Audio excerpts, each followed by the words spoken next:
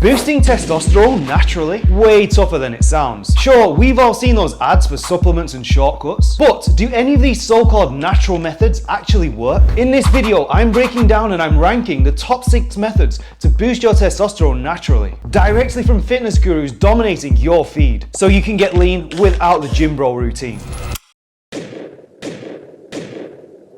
So first up, we've got one of YouTube's biggest fitness voices, Jeremy Ether, who's going to tell us how our body fat percentage impacts our natural testosterone levels. So let's start boosting our test with Jeremy. Research shows that as body fat levels rise, your testosterone falls, whereas your estrogen levels actually increase. Researchers have noted that this is probably because the more fat you have, the higher your aromatase enzyme activity, which converts testosterone to estrogen. So yeah, it might sound wild, but your belly, think of it like a factory with an overactive worker inside called aromatase. And Mr. Aromatase's favorite job? Stealing your testosterone and turning it into the female hormone estrogen. Yep, you heard that right. Your belly fat is literally feminizing you. But how much belly fat should you lose to fix this? And how much will that even boost your testosterone? Well, guys can expect a massive 20 to 50% increase in natural testosterone if they get their body fat below 15%. But we're talking about a real 15% here, like this, not some bioimpedance scale telling you you're 15% when you're actually 25%. And by stopping that sneaky aromatase enzyme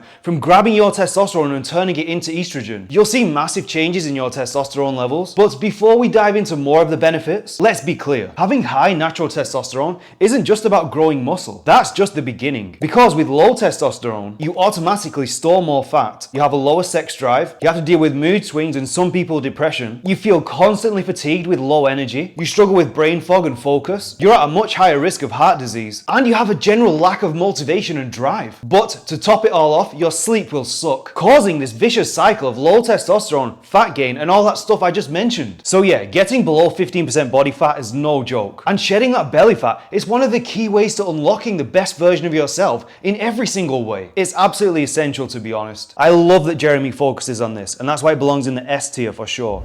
But if you're serious about losing your belly fat, I've got a free program just for you. 60 ways in 60 days to get lean without the gym bro routine. I'll send you quick 2-minute daily emails packed with a nutrition tip or a fitness hack that fits seamlessly into your life, making it easy to get lean on autopilot. Just sign up with the link in the description below.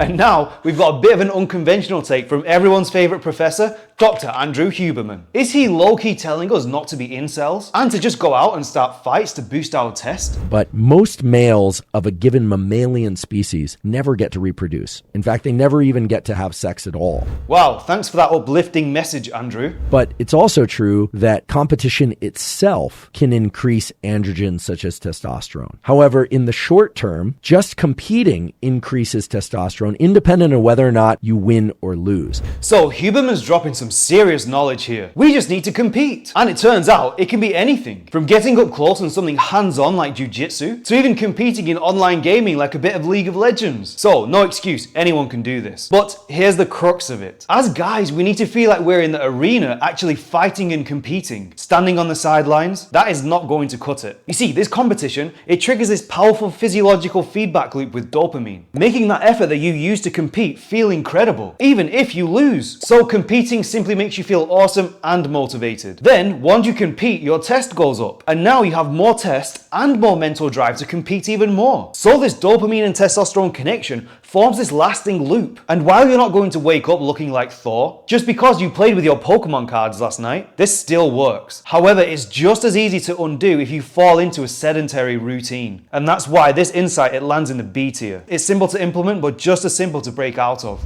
Next up, we've got a urologist and a pelvic surgeon, Dr. Rina Malik. I'm not sure why, but she kind of intimidates me. Well, maybe it's because of these titles. Add to playlist. Anyway, let's dive into what Dr. Rina Malik has to tell us about endocrine disruptors and our environment. Endocrine disrupting chemicals are found throughout our environment due to pollution in certain cosmetics or consumable items, as well as plastics. So they actually disrupt endocrine action. So testosterone disrupting compounds are everywhere. They're out there causing chaos with your hormones like some invisible enemy. And we are surrounded by this stuff 24/7. But what can we actually do about it? Well, avoid using plastic containers. Use alternatives like glass or metal or other things, and don't warm things up in plastic containers. You can also cut back on your use of cans and look for products that are labeled BPA free. It sounds simple enough, right? Just swap out plastic for glass and you're all good to go. But here's the thing. Her advice focuses on plastic in our lives because we can easily control that. But pollution? Not so much. Now, depending on where you live, pollution is either a big deal or much less of an issue. I mean, living here in Austin, way less pollution than living in Manchester and London in England. But living out in the middle of nowhere when I was back in Michigan, that was some clean, pure air. Just me and my dear friends. No matter where you are though, pollution is part of the deal. So let's keep it real and focus on what we can control. Like helping our own physiology detox. And no, Karen, put your detox tea away. I'm talking about real detox methods. Things that actually help your liver, kidney and colon flush out the toxins. And here are the top 3 ways to detoxify your body. 1. Hydrate. Drink 15 cups or 4 liters of water per day. Simple, but super effective. 2. Eat antioxidant-rich foods. Berries, berries, and more berries. They always top the ORAC list, and I eat a cup of blueberries per day. And 3. Sweat properly. Get your cardio in. Don't skip cardio for extra bicep curls in every session. It's just not going to cut it. So yeah, Dr. Malik and her focus on endocrine disruptors, she's landing in the C tier for me. It's definitely something to be aware of. But are you really going to move to the pure air in Alaska? Hunt moose and eat it from a wood-carved bowl? And if you're new here, my name is Tim. I'm a food scientist and personal trainer, now based in Austin, Texas. And I specialize in helping guys hit 10% body fat without letting fitness take over their life. So subscribe for more.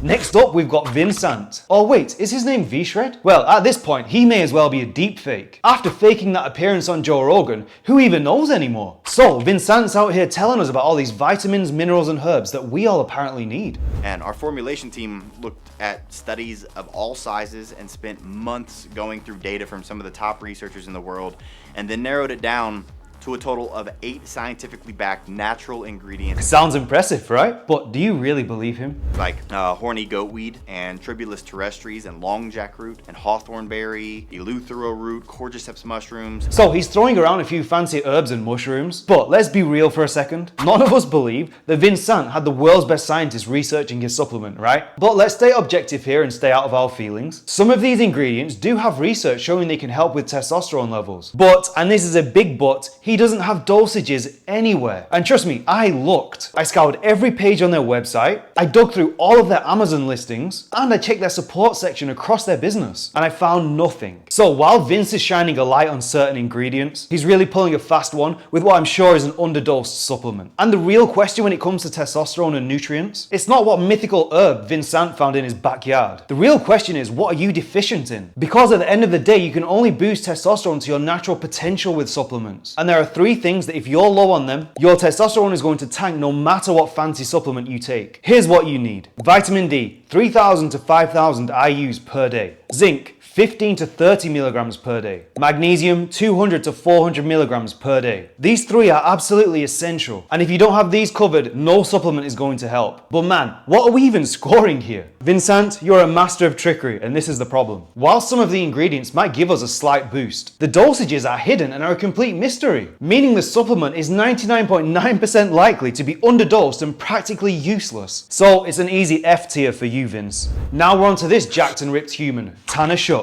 And Tanner's about to drop some truth bombs on why the carnivore and keto diet might not be your best options for high testosterone levels. Many guys eat far too rigidly, like natty bodybuilders, or far too mindlessly, like fat people, and in the process, screw up their natural test production. Tanner nails it here because guys normally fall into one of 2 camps. They either eat like their favorite fitness influencer, way too rigid, or they eat like typically overweight people mindlessly shoveling in food. And both of these extremes, they screw up your natural testosterone production. But if you're a healthy exercising male, you'll fare far better on a high carb, high protein diet while still getting at least 20 to 30% of your calories from fats. Now, that might sound a bit basic, especially when we hear protein and fat preached as the hero macronutrients. But here's the thing, not enough carbs for too long and your body goes sideways fast. Cortisol shoots up. and sex hormone binding globulin skyrockets. And when SHBG, it grabs onto your free testosterone, boom, your T levels, they tank. You see, carbs are your body's main fuel source, and they send a clear signal to your brain. We're all good here, no stress. Tell your gonads to crank out a load more testosterone. And this is why Tanner's advice, it lands in the A tier for me. I see this all the time when people are trying to lean down. They cut carbs way too much instead of trying to cycle them in intelligently. And then bam, low test hits them like a ton of bricks, digging this Grand Canyon sized testosterone hole that's a nightmare to climb out of. And finally, we've got the man himself, Jeff Nippard. He's here to give us the lowdown on managing training to keep testosterone levels in check. Take it away, Jeff.